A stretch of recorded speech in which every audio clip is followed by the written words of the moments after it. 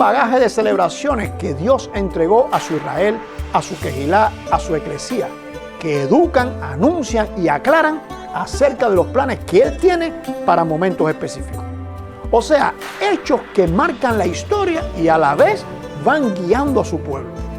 Sin embargo, entre el tradicionalismo judío y el institucionalismo cristiano, han surgido preguntas que repercuten hasta hoy. De celebrarse estas fiestas, ¿qué tradición sectaria se debe seguir? ¿La venida del Mesías cancelaría o no los mandamientos que hay respecto a esto? ¿Es lógico hablar de eventos finales sin tener en cuenta estos momentos señalados por Dios?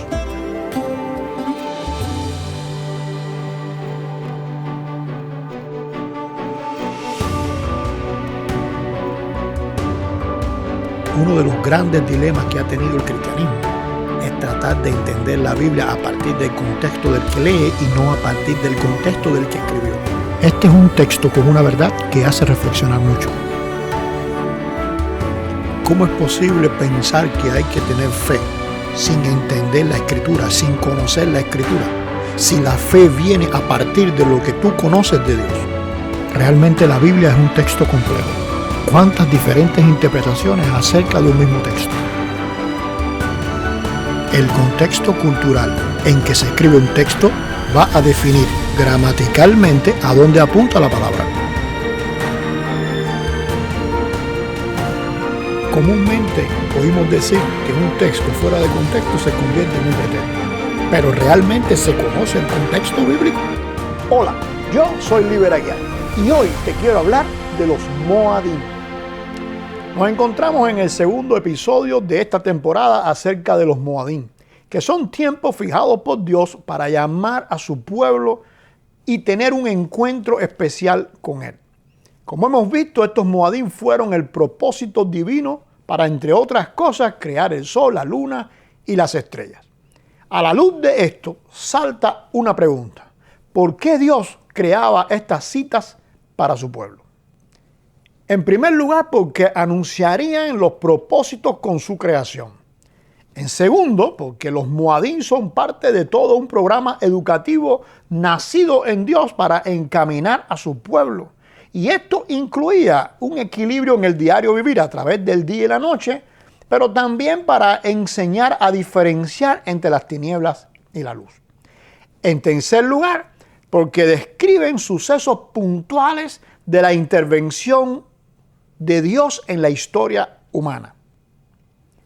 En cuarto lugar, porque aclaran en la mente de su pueblo las condiciones para relacionarse con su santidad. Y por último, porque fijan en el tiempo las diferentes transiciones por las que debía pasar toda la humanidad. Bajo este cuadro de razones podemos ver todo un formato pedagógico que, como vimos en el episodio anterior, tuvo su origen desde el mismísimo inicio de la creación. Aunque no fue hasta 2500 años después que Dios detalló cada una de ellas en el monte Sinaí. Allí Él reveló los primeros cumplimientos de sus anuncios, estableció la forma en que se harían y nuevamente proyectó más de su cumplimiento futuro. Claro está, con el tiempo el pueblo enriqueció ese formato con elementos que se convirtieron en tradiciones, cosa que el propio Dios aprobó siempre y cuando esas tradiciones no compitieran con lo establecido por Él en el formato de cada Moadim y además con el resto de las disposiciones dadas por Él. Toda la tradición debía servir para mantener vivos los Moadim en la mente del pueblo. Sin embargo, muchos de estos detalles que Dios estableció en el monte Sinaí para esas fiestas se encontraban dentro de los mandamientos llamados Jukim, que como vimos en la tercera y cuarta temporada, se encargaban de traer todo un mensaje que anunciaba cosas ocultas en ellos mismos. En algún momento, estos Jukim iban a ser revelados por Dios a su pueblo, pero al ocurrir esto, podían quedar entonces o en desuso o modificados. Debemos recordar que esas disposiciones llamadas Jukim, entre los 613 mandamientos que Dios entregó en el monte Sinaí, fueron cumplidas. Y dos eventos lo van a confirmar. En primer lugar, la primera venida del Mesías y su ministerio salvífico. Y en segundo, la destrucción total de todo el servicio del templo. Es ahí donde van a surgir un par de preguntas. ¿Quedan cancelados y sin función alguna esos moadín que se encuentran dentro de todos los juquín y que por algo Dios los diferenció del resto, llamándoles moadín e inclusive creándolos desde el propio inicio del mundo? ¿Fueron las fiestas solo para ser celebradas y con intermedios oscuros muchas veces por solo 1400 años de los más de 5500 que lleva de creado el ser humano? Para poder contestar coherentemente a esta pregunta debemos partir de una premisa que en los tiempos bíblicos era parte del pensamiento judío más general. Solo Dios es capaz de celebrar verdaderas fiestas. ¿Por qué se creía esto? Bueno, por una reflexión elemental. El gozo y la alegría absoluta solo se dan en Dios. Es verdad que el ser humano puede tener gozo y alegría, pero fíjese que siempre van a estar mezcladas y atacadas por la tristeza y el dolor. Realmente Dios es el único ser libre de toda pena, temor y de toda participación en los males existentes. Él es invariable, sin dolor, incansable, lleno de pura felicidad, porque recuerde que Él es perfecto. Es por eso que sería un error garrafal analizar cualquiera de los moadín desde una perspectiva puramente humana, pues nuestra naturaleza va a limitar cualquier entendimiento acerca de ello. No hay otra opción para nosotros que basarnos para entender los moadín en la revelación que el propio Dios ha hecho de estas citas. Por otro lado, la historia nos es testigo que cualquier celebración nacida en nuestro intelecto o inclusive cualquier adaptación a la perspectiva humana de los propios moadín traerán un resultado en donde en algún momento lo malo empieza a ser resaltado mientras lo bueno llega a convertirse en objeto de burla. Por ejemplo, la dignidad, la reflexión, el amor fraternal, el amor a Dios muchas veces es opacado por el vicio, la seducción, los placeres carnales, llegando estos últimos a ser presentados muchas veces como algo provechoso y hasta honroso. Es por eso que tenemos a varios testigos de ese primer siglo y en especial a Filón de Alejandría presentando esta realidad a los gentiles.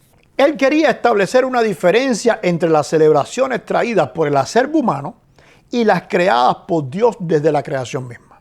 Y es en este sentido un poco apologético y un poco proselitista que va a escribir a los gentiles en una de sus obras.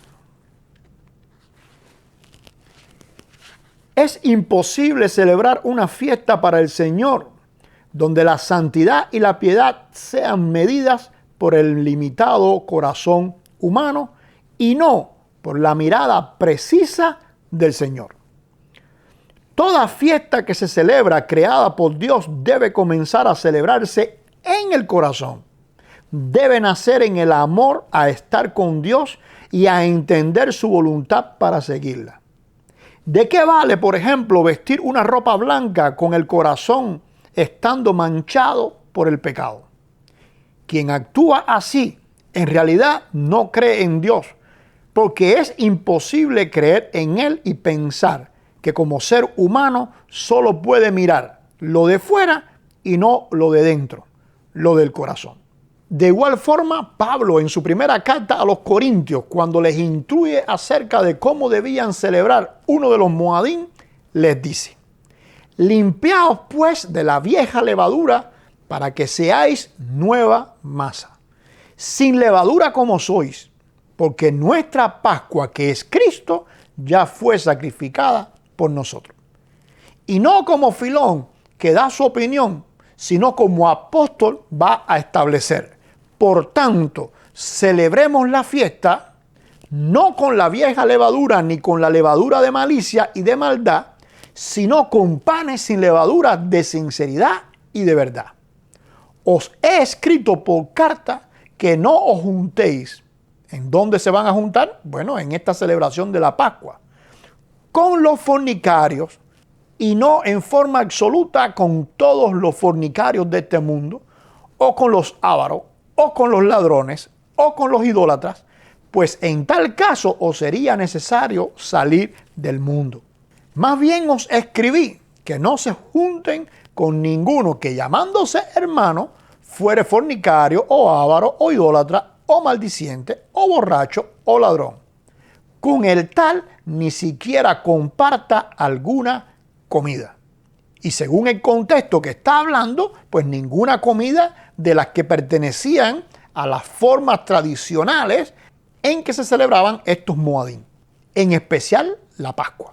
Porque como dice más adelante, él está tan claro como Filón de que una cultura pagana puede corromper aún las cosas santas regaladas por Dios. Y citando a Menandro de Atenas en su obra La Cortesana, Pablo dice: no se dejen corromper por el error. Las malas compañías y las malas conversaciones corrompen las buenas costumbres. Ahora, aunque algunos historiadores se empeñan en tratar de conectar esta alerta de Filón o de Pablo con el pensamiento platónico, en realidad esto les llegó a ellos mucho antes. En la propia escritura, uno de los proverbios va a decir: el que anda con sabios, sabio será, mas el que se junta con necios se aflige. Entonces hay que tener mucho cuidado con los inventos humanos. Es a partir de la plenitud de Dios de que hablamos, en que Él es la fuente de cada Moadim, que podemos entender que Él presentó al santuario como el lugar de reunión, pero solo para un periodo de tiempo específico de 1516 años, que es el periodo que hay entre la edificación del tabernáculo en el desierto y la destrucción del templo en el año 70 después de Cristo. Y aunque esto que les voy a decir ahora pudiera parecer un poco novedoso a sus oídos, la realidad es que ha sido lo que ha pasado realmente. Existen principalmente dos grupos que de forma especial han crecido y sobresalido en la historia con interpretaciones diferentes con respecto a la destrucción del templo. Por un lado, el cristianismo institucional y por el otro, el judaísmo rabínico.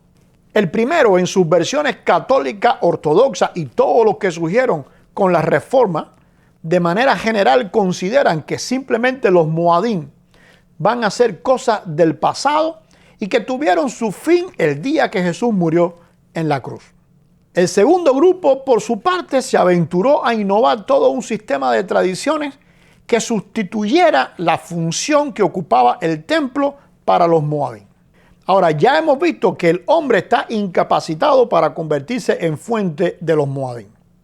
Así que cualquier innovación corre el riesgo de ir diametralmente en contra de la voluntad del Creador.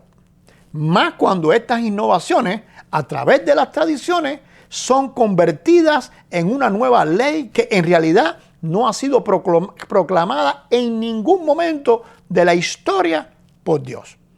Esto descalifica al judaísmo rabínico en ipso facto.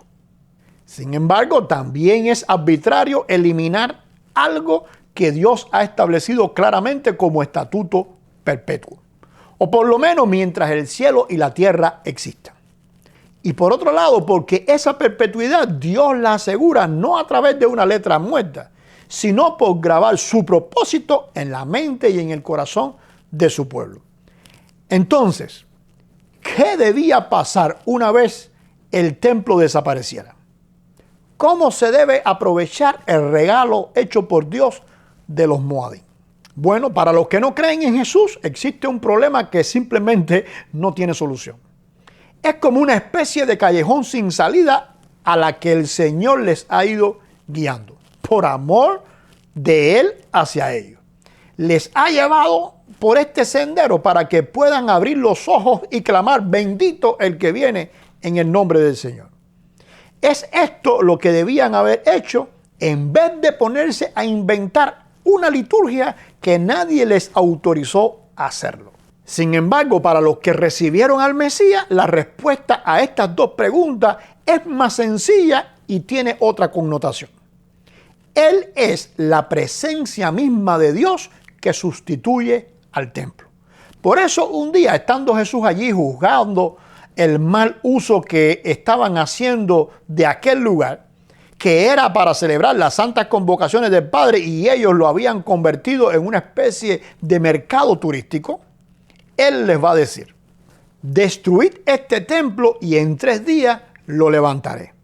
Es decir, que la señal sería justamente lo que menos ellos imaginaban, que con esa actitud, con esa soberbia, con ese orgullo, iban a proveer las condiciones para que el templo fuera destruido. Es decir, ellos mismos destruirían el templo. Porque como anunciaban los profetas, y como decía Filón y dijo el propio Pablo, las malas costumbres no solo los habían corrompido a ellos, sino también que serían la causa por la que ellos quebrantarían cada piedra de aquel lugar. Pero esa señal sería a la vez aprovechada por Dios para volverlo a levantar en solo 3 días. Cosa que la mente de ellos no podía comprender, porque la corrupción, el mal entendimiento, pues simplemente le habían cegado a esta realidad que se le estaba poniendo delante. Y en vez de entender lo que Jesús le estaba diciendo, lo que hicieron fue burlarse diciendo: en 46 años fue edificado este templo y tú en 3 días lo levantarás. En la mente de ellos no cabía un simple análisis. Si ese templo se había demorado 46 años en construirse, entonces los 3 días de que él estaba hablando no tenían nada que ver con piedras y con cemento. E increíblemente ese análisis estúpido ha quedado entre ellos hasta hoy. Porque es simple, tal y como los apóstoles descubrieron una vez que él resucitó. Mas él hablaba del templo de su cuerpo. O sea, que el mismo Mesías sería el templo a partir de la destrucción de ese templo hecho por Herodes. Y esto incluía a su cuerpo visible también, que es su pueblo, la verdadera Quejilá o Eclesía, su verdadero Israel. Bajo esta perspectiva dada por el Mesías, donde él es el punto de celebración de los Moadín, es que sus seguidores debieron asumir cada celebración. Cada Moadín lo anunciaba a él. Cada Moadín educa en él.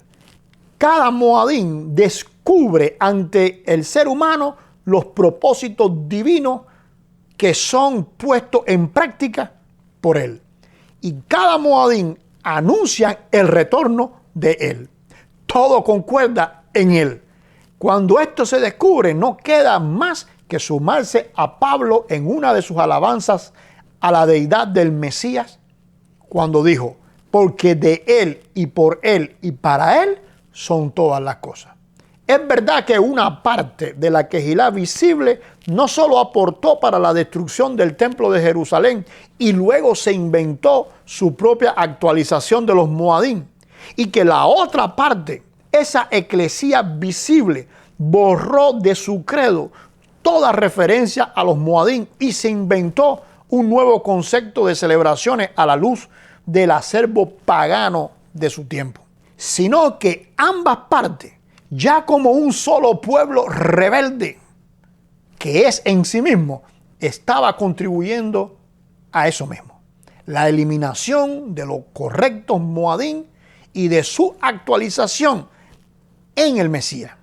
Aunque eso implicara la eliminación de todo el calendario bíblico y la creación de 2 nuevos calendarios. Uno dentro del cristianismo y otro dentro del judaísmo. 2 calendarios que no tienen nada que ver con el calendario bíblico. A pesar de ser este el escenario histórico más visible, se debe entender que hay otro menos visible, pero que es real, en donde siempre ha existido un remanente fiel que ha guardado los Moadín. Aunque pudiéramos encontrar una parte de ellos que por ignorancia ni siquiera haya sabido que existen los Moadín, como pudieran estar en ese caso algunos de ustedes que me están escuchando aquí, pero a pesar de eso, nunca se nutrieron, nunca dependieron de los inventos nuevos que ese grupo visible, esa apostasía visible, fue creando. Ese remanente auténtico que puede ser Kehilá o Eclesía, cuando oye hablar de los Moadim o de cualquier cosa que venga de Dios y es capaz de corroborarlo con la Escritura, más bien salta desde el corazón con el deseo de aprender más de ese tema. Como sucedió con aquel famoso remanente que se reunía en una sinagoga de Berea. En el próximo episodio estaremos hablando precisamente de ese remanente que descubriría los Moadim en el Mesías. Dios le bendiga y le esperamos en el próximo episodio de la Biblia bien leída.